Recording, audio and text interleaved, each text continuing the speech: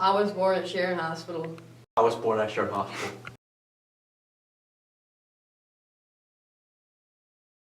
I was born in Sharon Hospital. I was born at Sharon Hospital. I was born in Sharon Hospital. I was born at Sharon Hospital.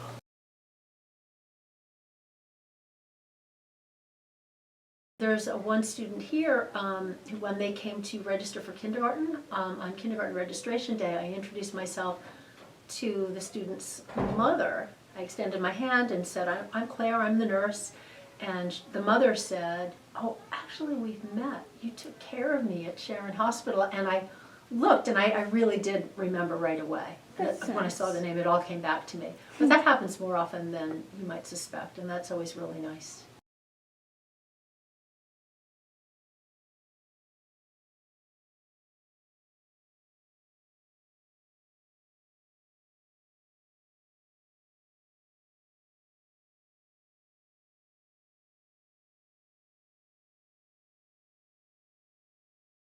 The closure of maternity, it's gotten a lot of attention because for very good reasons, right? People feel very passionate about it. It's a wonderful unit and we give really good care. So people are very passionate about it, but it's just a piece of the overall plan. And it's an important piece because that piece has to work to connect the whole puzzle. The world of healthcare has changed over the years, and it will continue to change for many, many years to come. But like anything in life, things aren't like it was in 1980. And as a hospital, because we deliver healthcare to our community, we have to change. We have to evolve in order to be here and provide the most current services. So what we do as a leadership team in the hospital is we look at who lives in the communities that we serve. How old are they? What do they need? What services do we have to provide? Because when we look at being a small community hospital, it's hard for us to do everything, right? Meaning we want to add services that we don't have, such as we didn't have a neurologist here, someone that treats issues of the brain. Because when we looked at everyone that lives in our community, we said, this is something we need. And then parts of our plan, our overall plan, was to say what services maybe we don't need as much that we're providing. Maternity was one of those. The reasons that we proposed to close the maternity unit is the maternity unit is underutilized. There aren't a lot of patients that access that unit, or a lot of moms and families that deliver babies on that unit when compared to other services that we offer at the hospital.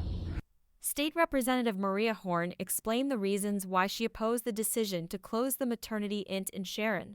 We want our community here to be diverse, robust, healthy, all of these things. And in order to be able diverse, robust, healthy, all of these things. And in order to be able to attract and keep young families in particular, people need to know where they're going to have children and that there's a really high quality maternity facility that is accessible to them. The governor's been quite clear that it attract young families and keep young families in the state of Connecticut. Having access to maternity is a really important part of that. So the maternity ward is really important.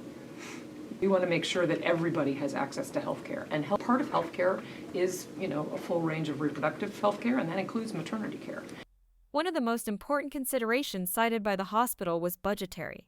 To run a maternity unit, to run any unit in a hospital, it costs money, right? So you have to pay for electricity, and you have to pay for supplies, and you have to pay for all of the people that work on the unit.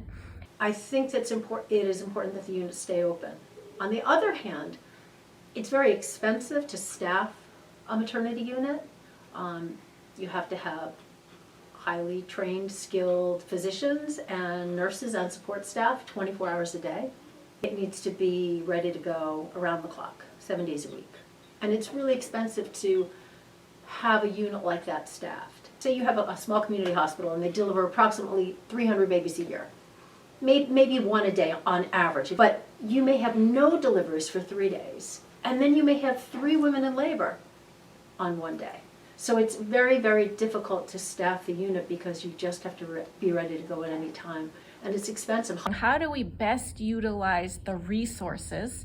And by resources, I mean the staff in the money that we have at the hospital to serve our community in the best way. The opponents to the closing argue that Nuvance's not-for-profit status implies that they have an obligation to give back to the community. Nuvance and many of the other healthcare systems in the state of Connecticut are not-for-profit. And all that means is that they don't pay tax. And in return for that freedom from paying tax, that they owe to the community what's called a community benefit. And so they have to provide some service in order to make up for the fact that they don't have that financial obligation. Sharon Hospital controversy teaches us about the role of government in such issues. As a hospital in Connecticut, the state has processes that a hospital has to follow if they want to change certain services at the hospital. What we're looking for from the state of Connecticut is support. And we need the support from the state of Connecticut in order for us to transform and evolve so that we're here for many, many years to come. The relationship between Sharon and the state, much as any other hospital in the state, is the fact that because healthcare isn't an entirely private business, it's something that government has a great deal of interest in for the common good, it's heavily regulated.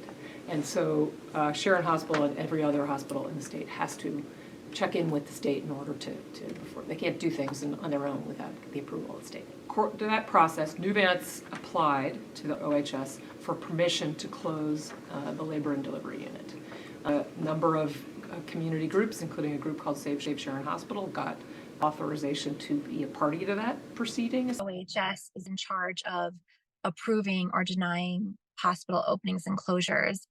And so we had a large rally at that time where we had local public officials come and speak and the doctors speak about the importance of keeping maternity open.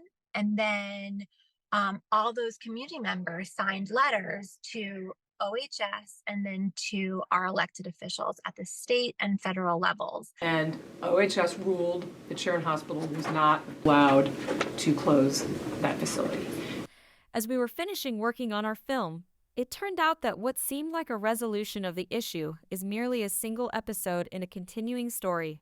The biggest new thing that's happening with Sharon Hospital is that they recently announced there is going to be a merger between the Sharon Hospital corporate owners called Nuvance Health and Northwell Health, which is a very large New York-based hospital system.